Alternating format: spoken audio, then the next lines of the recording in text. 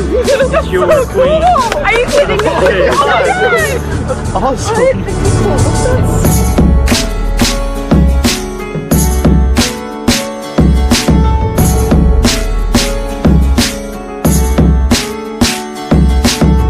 This is Joshua J. We're here in New York City to show you Infierno. You see, I wanted to create a thought-of card in Matchbox. I wanted to create a card trick with just one card, and the result is Infierno. All you need to perform it is inside one Matchbox. You put that in your pocket, you're ready to go. It's a card that's been burned as if it's been saved from the flame. The one card inside my Matchbox is the one card you saved. What are you doing? Thank you guys very much.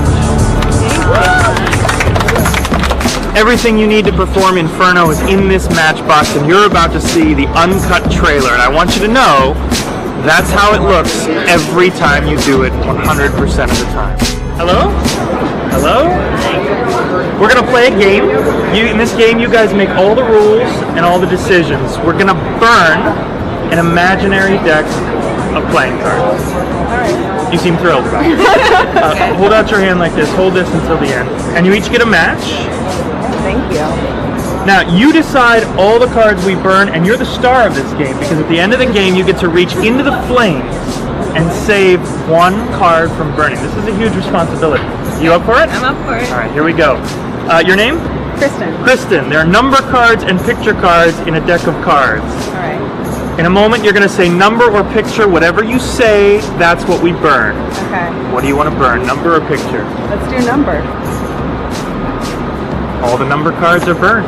No more 10s, no more 7s, no more 3s, no more 2s. They're all burned. Which leaves just Jack, Queen, and King. Men and women. Ridiculous question. Do you want to burn the men or burn the women? I want to burn the men. You're sick. You're really sick. No more jacks, no more kings. Just 4 cards left. Queen of hearts, queen of diamonds, queen of clubs, queen of spades. I light them all on fire. Just like I told you, you reach into the flames and you save one queen. Which queen will you save? Queen of spades. Queen of spades. Are you serious? Queen of spades. That Matchbox has been in your hand the whole time. Would you open it up and take out the card you find inside? You see what this is? This is a burned card, as if it's been rescued from the flames. It's got a paper clip on it as to protect it. Now, what I find so odd is that you wanted to burn all the number cards, you wanted to burn the jacks and the kings, you even wanted to burn the queens, but you wanted to save the queen of spades. And what I don't understand is how the card in my Matchbox is exactly the one you decided to save. Queen of spades. You can take a look. Are you serious? Oh my God! Thanks for helping. That's insane.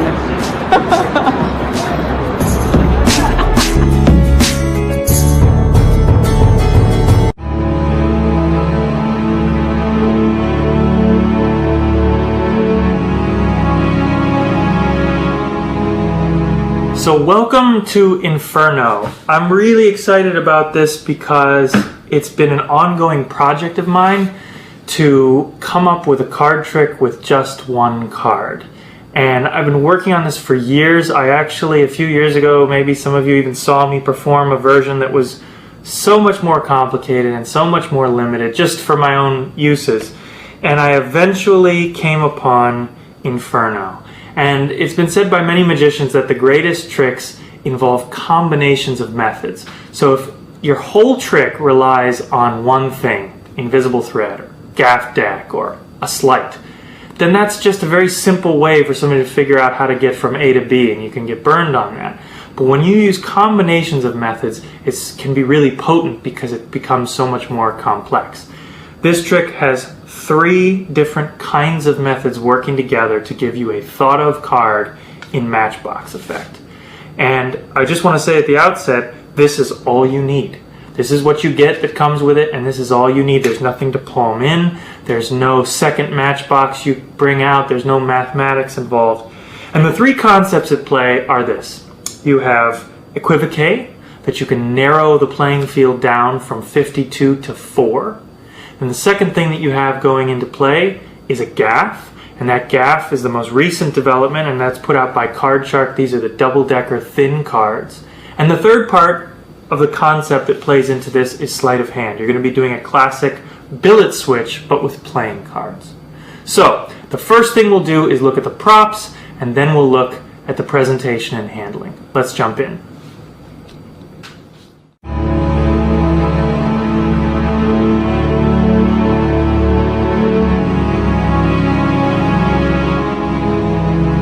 Okay, in this part I'm going to explain to you what you get and how to assemble it. So the first thing you do is you pop up your matchbox. It comes in a flat form, but you're going to make it so that it's a real matchbox. And it has a striker. Eventually, if you do this trick as much as I do, your striker will wear out. That's the nature of strikers on matchboxes, but just take one then off of another matchbox and you can glue it over top and you're good to go.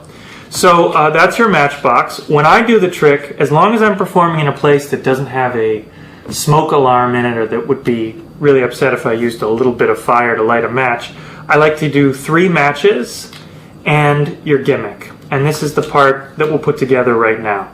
So this is the gimmick, this is what it's going to look like. And the big breakthrough for me, the reason this took years to put together was because these cards hadn't been invented really when I came up with the trick, so therefore the method couldn't have come. But you have 4 outs that look to the untrained eye like one card paperclip together.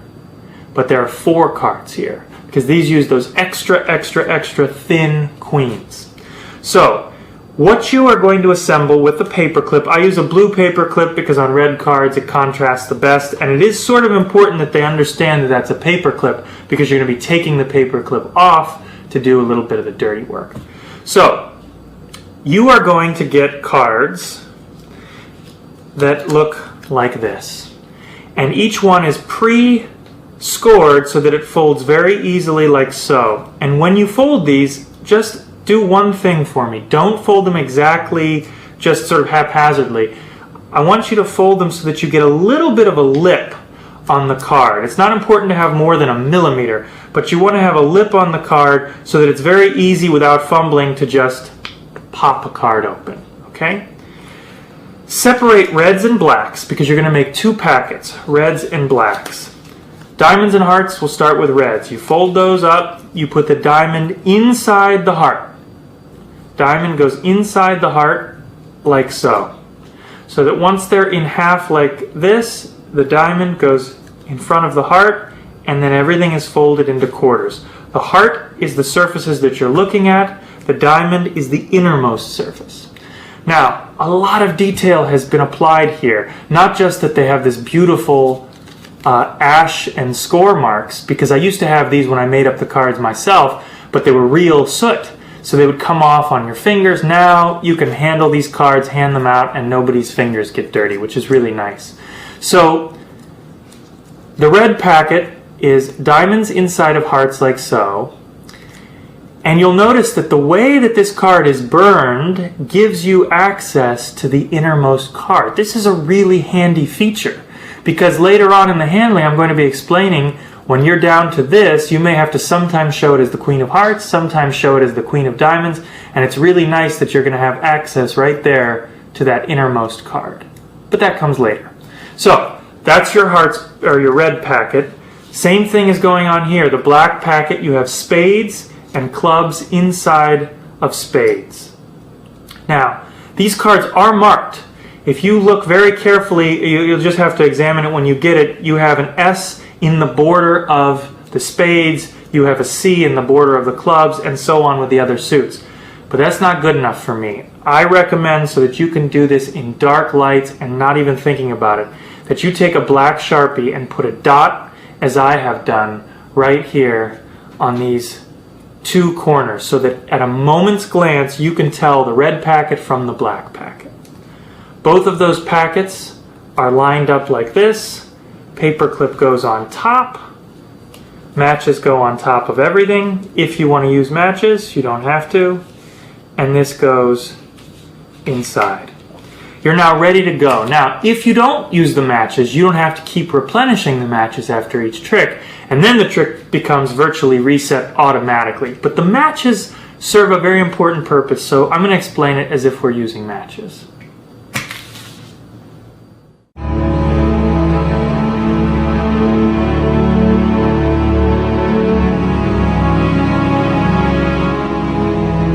Alright, so I told you that the method is in three parts. The equivoque, the gaff, so to speak, because they're not really gaffed, it's examinable at the end, and then the sleight of hand ending.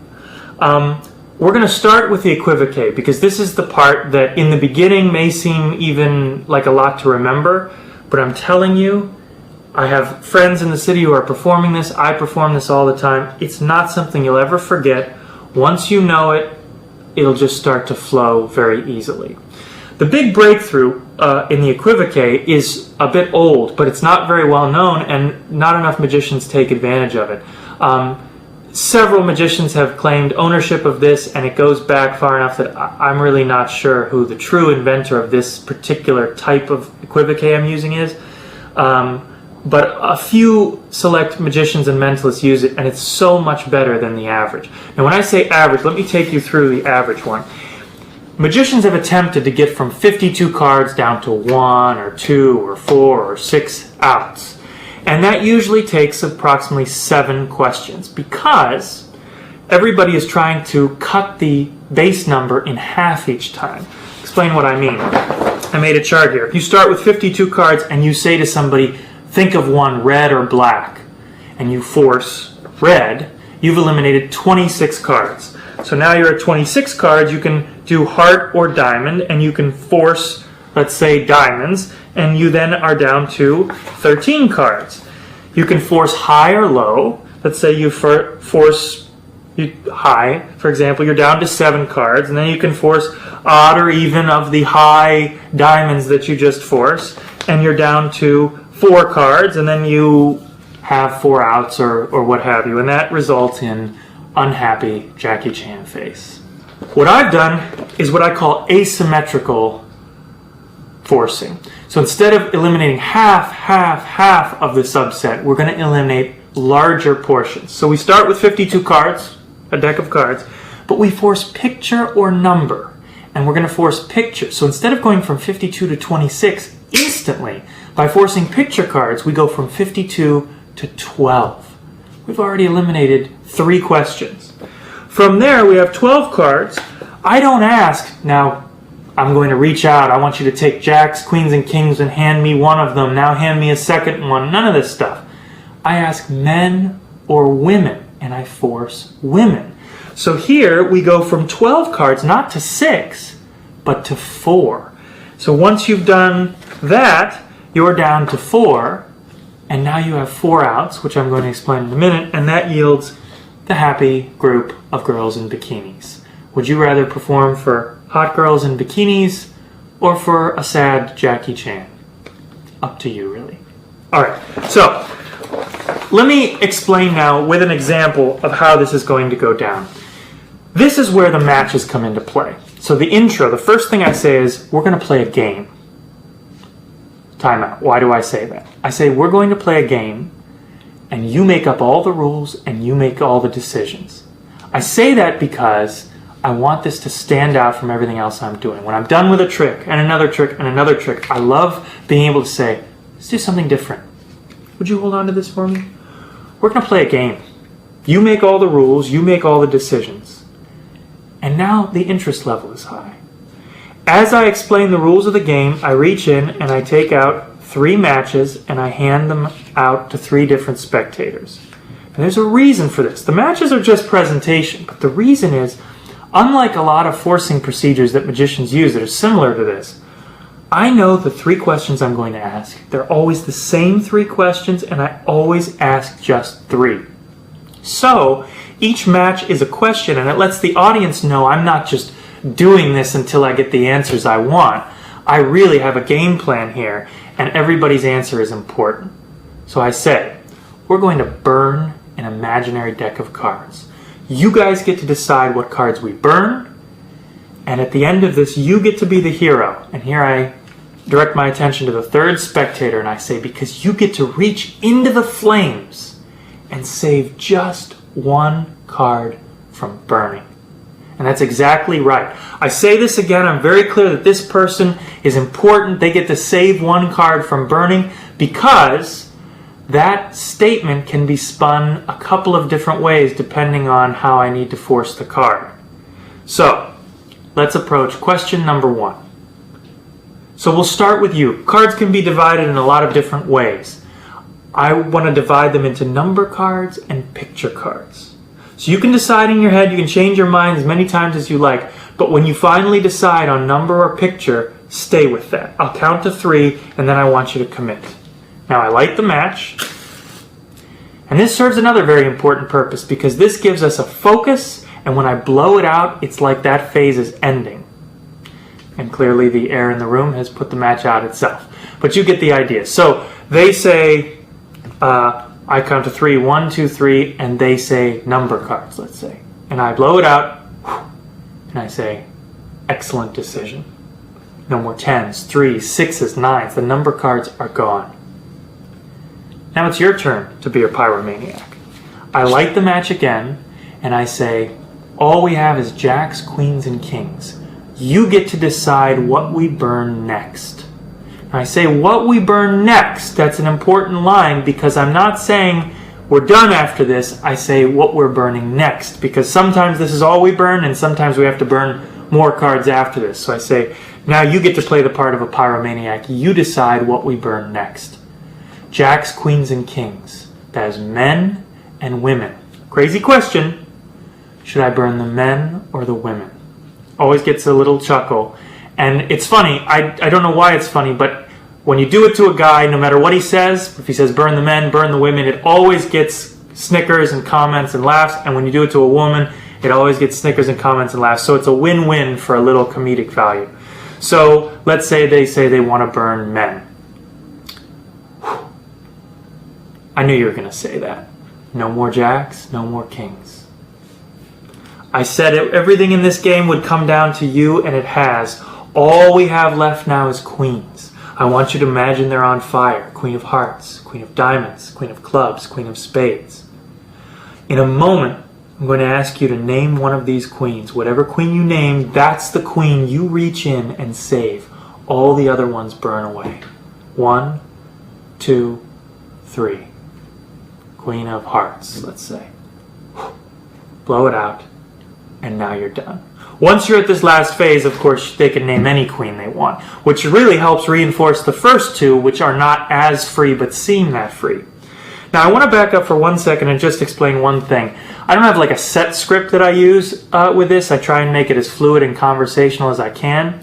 But one thing that I think the most important thing is that in this equivoque that I've laid out for you, you are not changing very much. So you can be really specific about what you're asking. For example, I try and say with each one, I try and say number cards or picture cards. And remember, whatever you say, that's what we burn.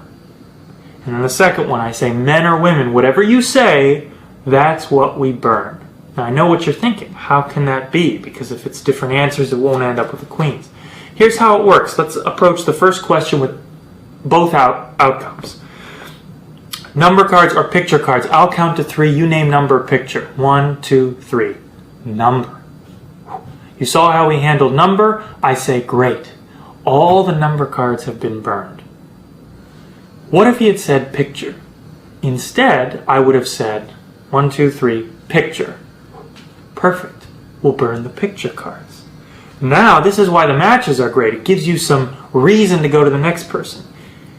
He said picture cards. That's jack, queen, and king. So we'll burn the picture cards. You could call those men and women. It's your turn to be a pyromaniac now.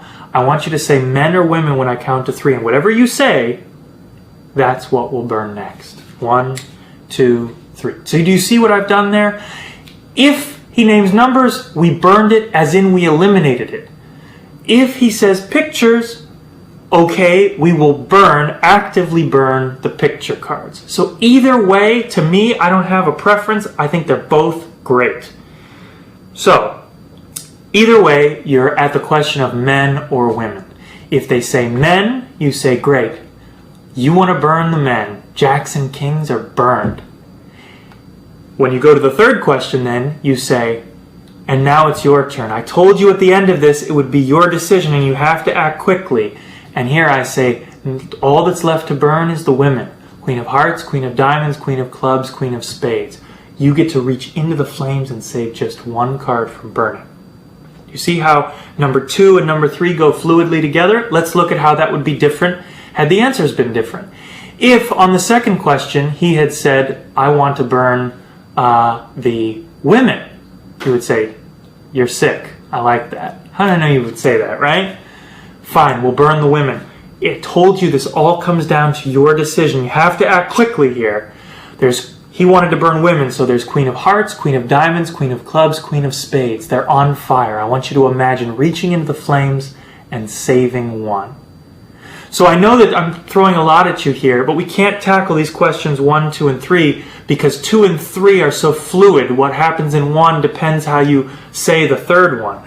But this is why matches are so nice, because matches burn, and they burn quickly, so people feel the need to act fast. And what's really nice about this routine that's a weakness in a lot of other equivoque situations is, in other routines you have too much time for reflection. So people can say, well, he said hand me one, but he didn't say we were eliminating that one, or whatever the routine is. But in this one, the flame helps add some focus because what you're saying is, hurry up. We have to do this quickly. We're burning cards. So, I think that that's a pretty fluid explanation of all the different outs. Sometimes we're burning 52 cards if they had said numbers, and then you go to the picture cards. And sometimes the game happens to be, which one do you want? Picture or number? Picture cards. Great. We'll play with picture cards. That's Jack, Queens, and Kings. So you never really explicitly say anything about number cards at all. So you make the rules of this game, despite what you say. And it all flows very fluently down to the last 4.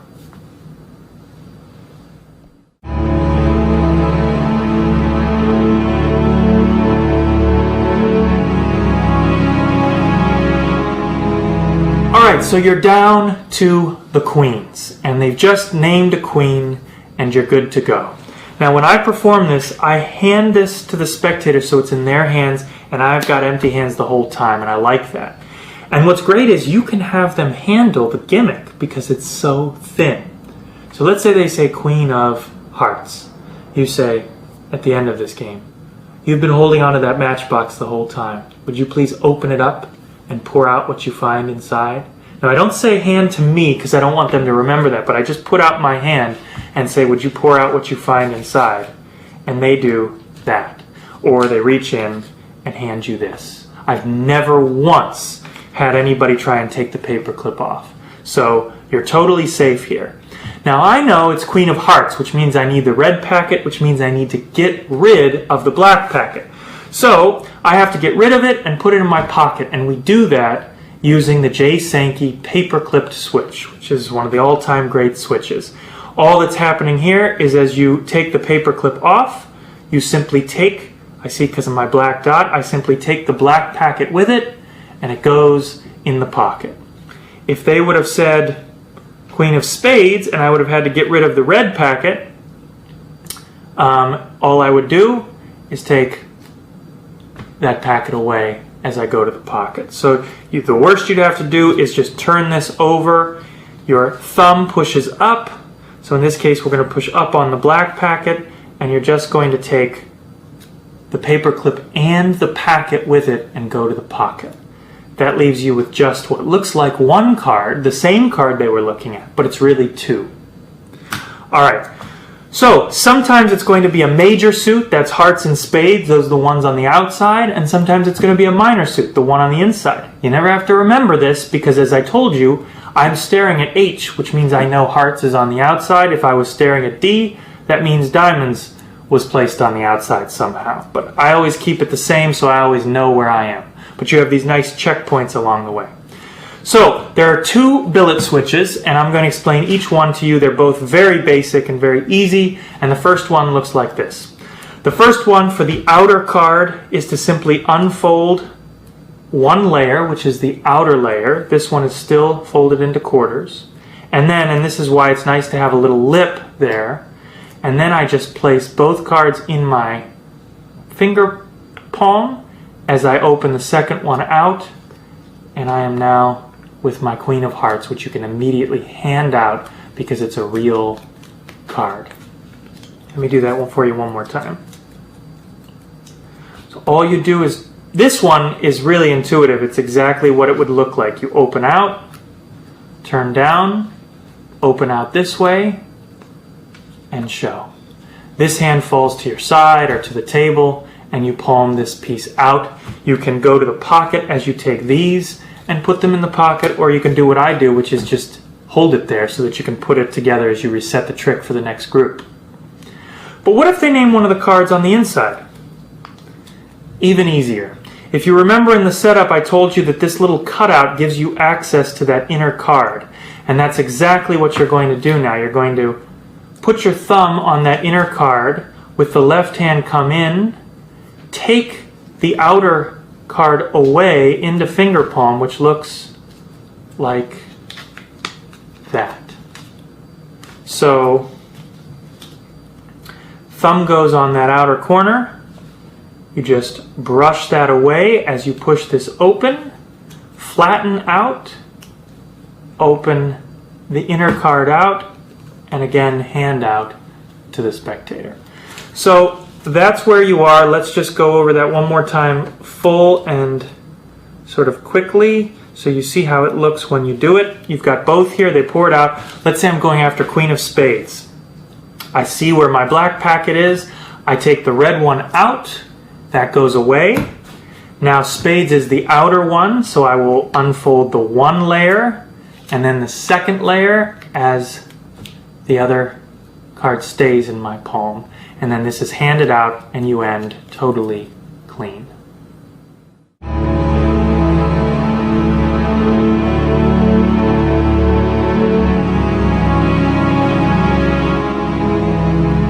I want to talk now about an easy handling.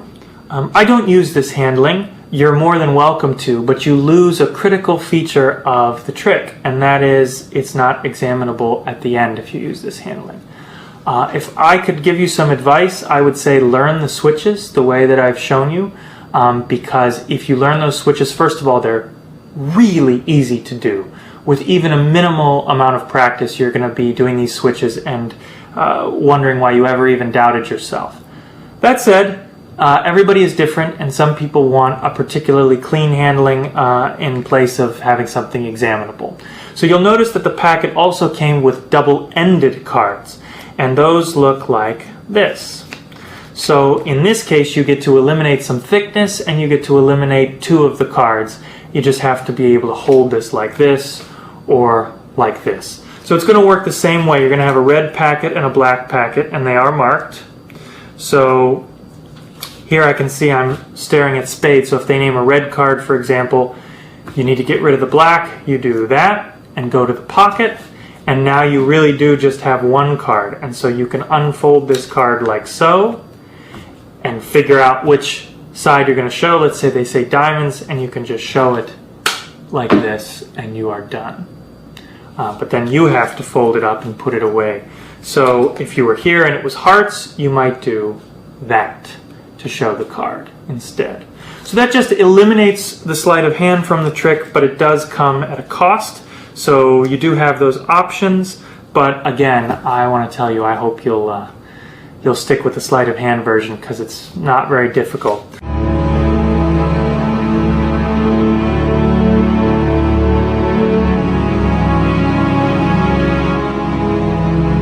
So the reset is almost self-explanatory.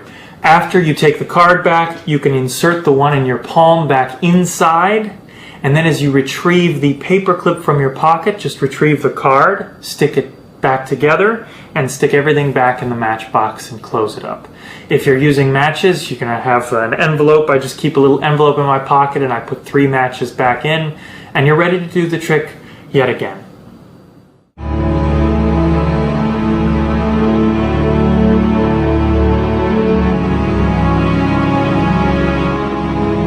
Alright, so just a couple names I want to mention as predecessors in this field. I believe that the burning idea, which is a really smart idea for equivoque, because burning adds immediacy to it, and burning is a really smart way of being sort of undefined in whether burning means eliminating or burning means focusing on. And I believe credit for that goes to Larry Becker. And I first came across this idea in a trick in Approaching Magic by David Regal. He has a story in which a hotel fire happens and cards are burned, and he ends up going down as well to the queens. He uses, I think, a couple more questions than I do, and his is more story-based, whereas mine is just a direct use of it. But certainly David Regal was thinking along those terms, which was really great, and Larry Becker.